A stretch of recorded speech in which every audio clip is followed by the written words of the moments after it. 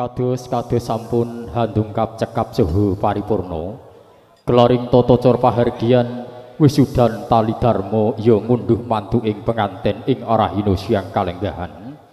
awit saking menika jumbuh kaliyan rut lumadining tata cara purwa madya wusana sampun kaleksanan kanthi manggih arahayudatan wonten reridu wilujeng sepen ing pambeng esdining driya tebih saking ros panundung saking ingkang hamengkugati ugi menawi hanggenipun nampi rawuh panjenengan sadaya kirang ing samukawisipun saestu nyuwun agunging samudra pangaksama benggah cengkaring risang penganten kekalih Rama Ibu ingkang sarta kinasih pisan minangka pratandha yekti paripurnaning pahargyan pramila katur dumateng Bapak Wijayana sekalian Ibu daya-daya hanglarepaken risang penganten sekalian kaetut puri handayani dening Rama Ibu kekalihipun ingkang sami bepisanan lon-lonan tumuju ngajenging wiwara pahargyan handherekaken kunduripun para tamu sang penganten sekalian miwah kunduripun para tamu sinawang tansah reruntungan lampahi.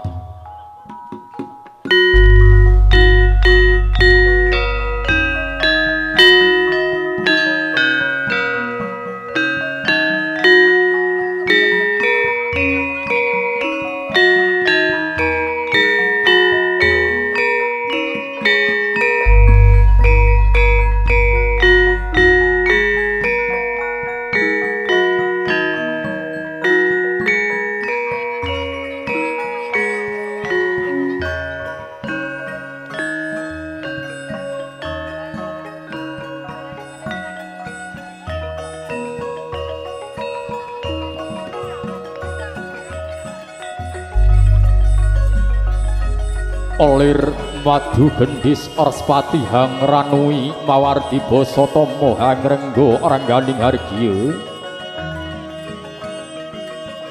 yayah lalangan kusuma ing ganjaran sari sang lir madu brongto hang rasuk busana ingkang sarwa kembar ing warna hang ambar arung sarining puspita mring ingkang nedheng karuban asmara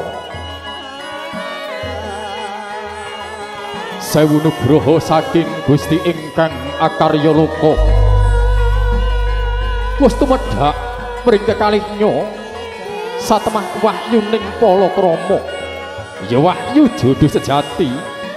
wis hanya wiji ingkang katingal saking sunaring wadana ingkang hanuksmeng sasi nalika samana sang raja sadina ratu sadalu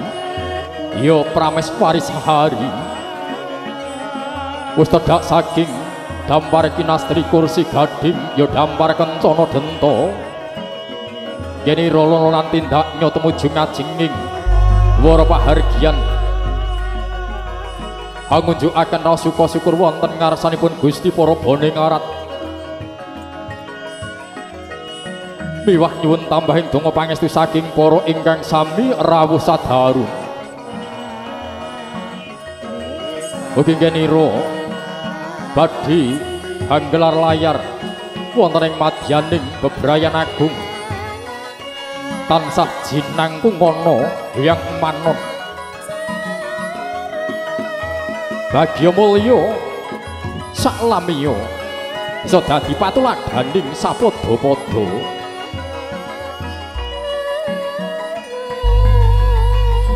sagunging para tamu kakung putri ingkang winengku ing pakurmatan mekaten lan semanten lampahing tata cara wisudan tali dharma ngunduh mantu ing penganten Bagus Wahyu Utama putra kakungipun Bapa Tugiman Ibu Wagiem kaliyan Roro Devi Kurniawati Afifah Sarjana Manajemen putra pawestrinipun Bapa Mulyadi Ibu Suwarni inggih awit ridhaning Gusti Allah ingkang Maha Agung iya kantut donga pangestu saking para tamu lekas wekasing kardi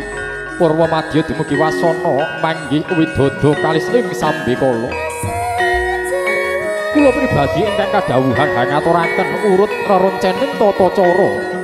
Belenggana kathah kelepatan saha kekiranganipun inggih awit labet budidayaning manungsa boten wonten ingkang sampurna ingkang sarta kirang puna anggen kula nampi wewarah wewangsaning para winasis ing areh tata basa tuwin sastra sinurung raos handhaping manah kula tansah mawantu-wantu lumunturing sih jlidi pangeksami kanthi asesanti sura dira jaya ning arat lebur dening pangestuti mugi rahayu ingkang samya pinanggih wabillahi taufik wal hidayah waridho wal inayah wassalamu alaikum warahmatullahi wabarakatuh.